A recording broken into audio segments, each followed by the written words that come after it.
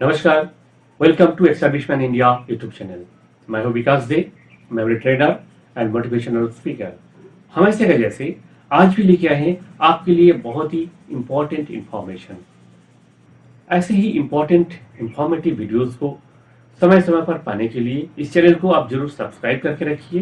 ये वीडियोस अगर आपको अच्छा लगे तो इसको आप अपना नोट सर्कल में जरूर शेयर कीजिए, लाइक कीजिए।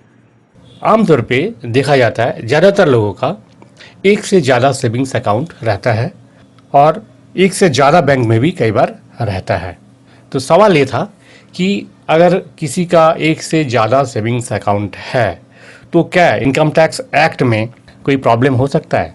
किसी का 2 है, किसी का 4 है, किसी का 6 है, किसी का सिंगल अकाउंट है, जॉइंट अकाउंट है, किसी ऑर्गेनाइजेशन का साथ जो अकाउंट्स है, ये सारे अकाउंट्स क्या आपके लिए कभी प्रॉब्लम रेज कर सकता है? इन फ्यूचर इनकम टैक्स कभी आपको नोटिस भेज सकता है? इस विषय पे जो सवाल है उसका जवाब इस वीडियो में आज देंगे।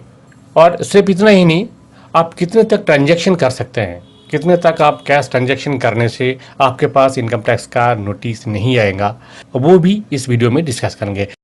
सो फ्रेंड्स, आपके पास एक से ज़्यादा सेविंग्स अकाउंट का ज़रूरत पड़ सकता है। आपके लिए एक से ज़्यादा सेविंग्स अकाउंट का ज़रूरत पड़ सकता है और आमतौर पे है भी एक से ज़्यादा अकाउंट्स। पर as per income tax act, अगर आपके पास मोर देन 1 सेविंग्स अकाउंट है या कितने भी सेविंग्स अकाउंट है, इस बात पर कोई रेस्ट्रिक्शन नहीं है। आपके पास कितने भी सेविंग्स अकाउंट हो उसका कोई रिस्ट्रिक्शन नहीं है। ये आपके लिए कोई प्रॉब्लम वाली मैटर नहीं है। इनकम टैक्स को इसका कोई ऑब्जेक्शन नहीं है, चाहे आपके नाम से सिंगल या जॉइंट या ऑर्गेनाइजेशनल इंस्टीट्यूशनल कोई भी अकाउंट्स हो, इससे इनकम टैक्स को कोई इतराज नहीं है। इनकम टैक्स का जो रिलेशन है वो है आपका इनकम, आपका accountability of income and transaction. हाँ, ये जरूर है कि ट्रांजैक्शन पर कुछ रिस्ट्रिक्शंस है, जैसे कि ध्यान से सुनिएगा, आपका चाहे वो पोस्ट ऑफिस पीओएसबी अकाउंट्स हो या फिर आपका आईपीपीबी अकाउंट्स हो या फिर और कहीं किसी तरह का अकाउंट्स हो या नेशनलाइज्ड बैंक में अकाउंट्स हो, कैश ट्रांजैक्शन सिंगल ट्रांजैक्शन में 2 लाख से ज़्यादा नहीं होना चाहिए। 2 लाख से ज़्यादा होगा तो इनकम टैक्स का नोटिस आपके नाम पर इशू हो सकता है। आपसे कारण पूछा जाएगा, इसका वजह पूछा जाएगा कि आप किस वजह से सिंगल टर्म में आप मोर देन 2 लाख ट्रांजैक्शन किया। ये गया पॉइंट नंबर 1। पॉइंट नंबर 2 ये है आपका मंथली टोटल ट्रांजैक्शन इंक्लूडिंग आपका postal savings account, India post payment bank account या नेशनलाइज्ड बैंक का अकाउंट, जहां कहीं भी आपका पैन लिंक किया हुआ है, वो सभी अकाउंट्स में total transaction amount yearly 10 lakh से ज़्यादा नहीं होना चाहिए।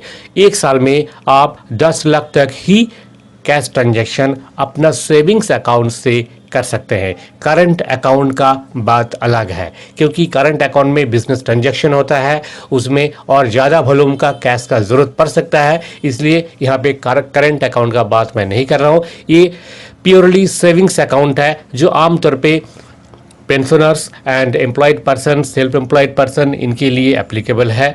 जो सेविंग्स अकाउंट हम रखते हैं बैंक में या और किसी ऑर्गेनाइजेशन में, उस सेविंग्स अकाउंट का yearly transaction, cash transaction, yearly जो कैश ट्रांजैक्शन है वो 10 लाख से ज़्यादा नहीं होना चाहिए। अगर 10 लाख से ज़्यादा है तो आपके नाम पर इशू हो सकता है इनकम टैक्स का नोटिस, और इसमें कारण दर्शाने के लिए आपको कहा जाएगा, आपको बताना पड़ेगा आप क्यों 10 लाख से ज़्यादा कैश विड्रॉ किया या फिर जमा किया।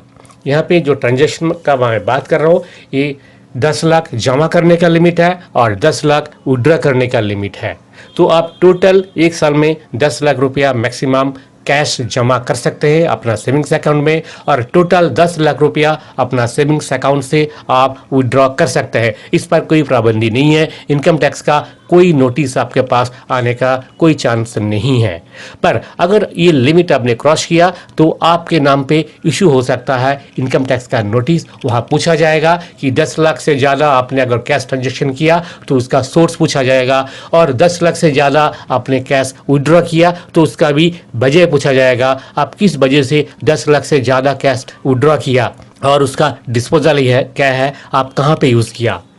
तो इस चीज़ को ध्यान में रखते हुए आप याद रखिएगा ये जो ट्रांजैक्शन लिमिट है।